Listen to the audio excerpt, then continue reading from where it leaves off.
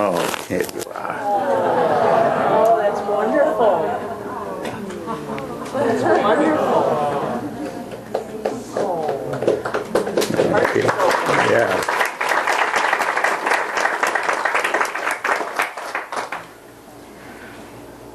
Yeah.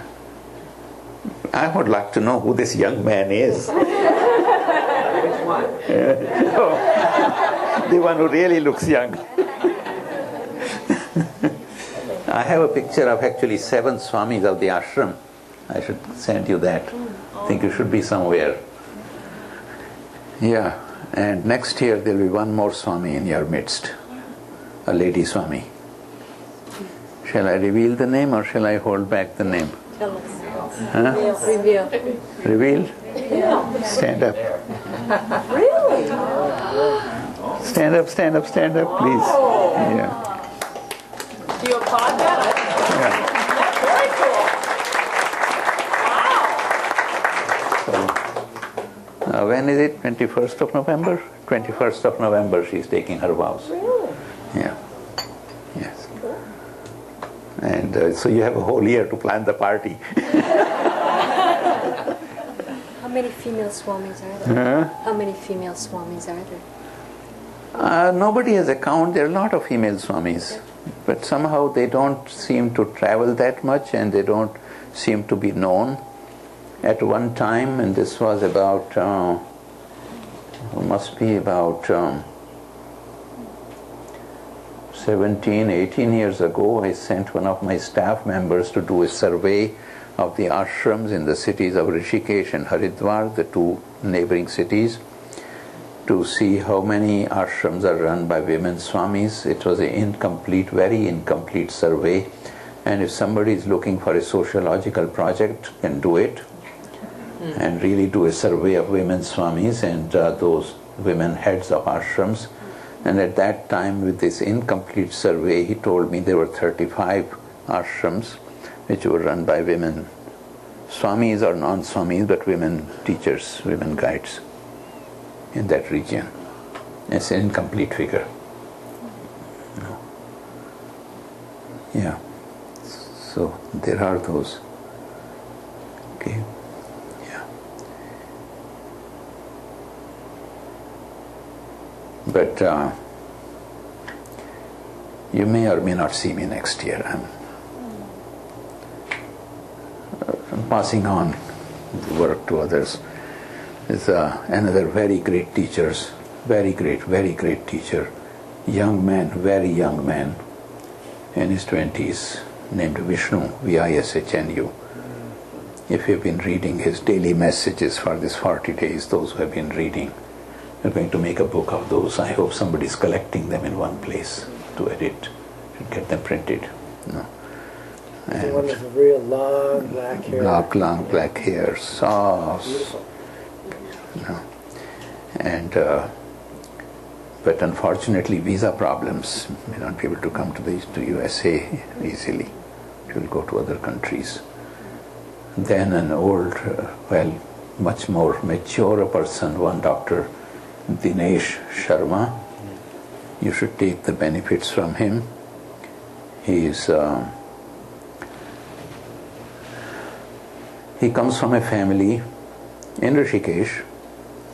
His grandfather had the reputation of lighting the sacred fire without using any implements, just by the use of the mantras.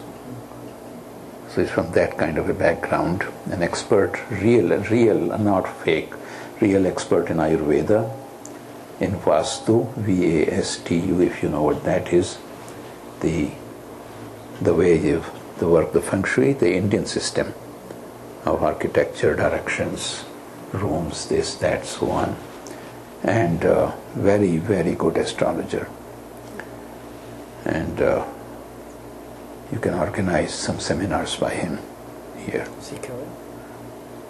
Well, we have sent his name to everybody. No, and if you invite him, he will come.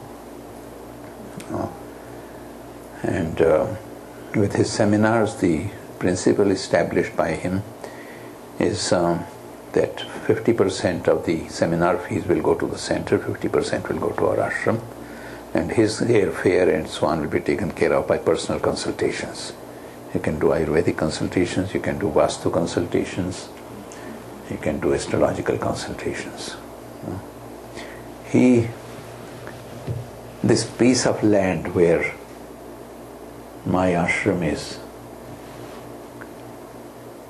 he purchased it at one time. And when he came to that land the first time, where our Yagashala is, the sacred fireplace is, at that spot he was received by a black cobra waving like this. He stood there entranced, and then the cobra went away. So he knew it was a sacred spot. And he purchased that land, and his dream and his vision was that there should be cabins here for Ayurvedic sadhana and such practices. Then he sold the land, and I purchased from the people whom he sold it. And then one day, about 3 years back, he was 3 years back, he was passing there, and he sees this old land and the cabins.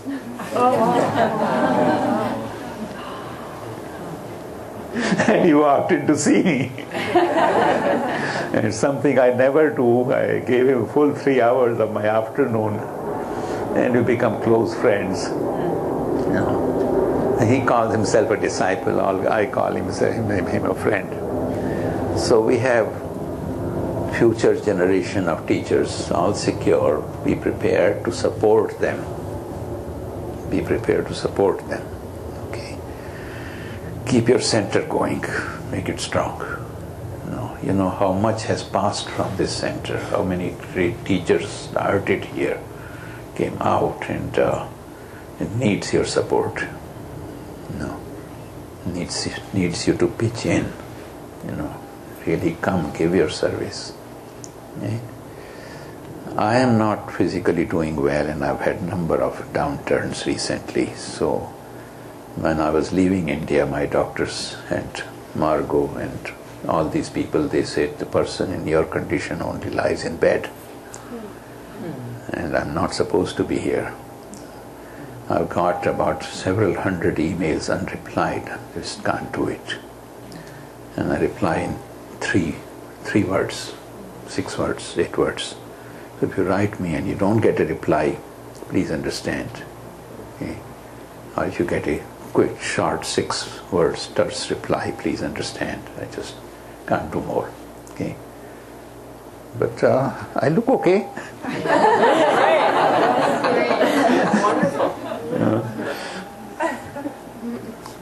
That's from a different source.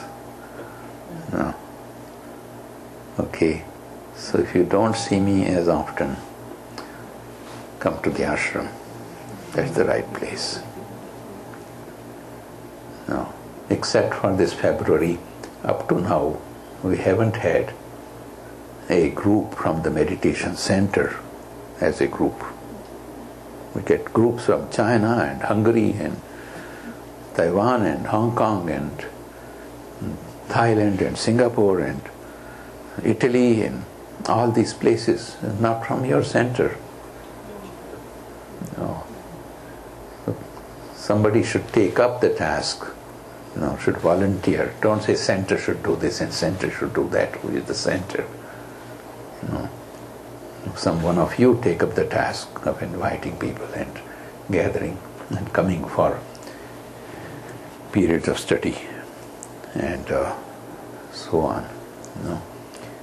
And come for your silence practice.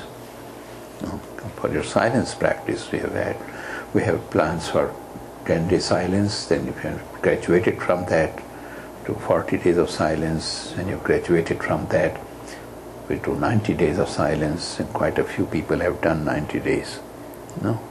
Come for that. And look forward to seeing many of you there. Okay? And I thank all of you who are doing so much.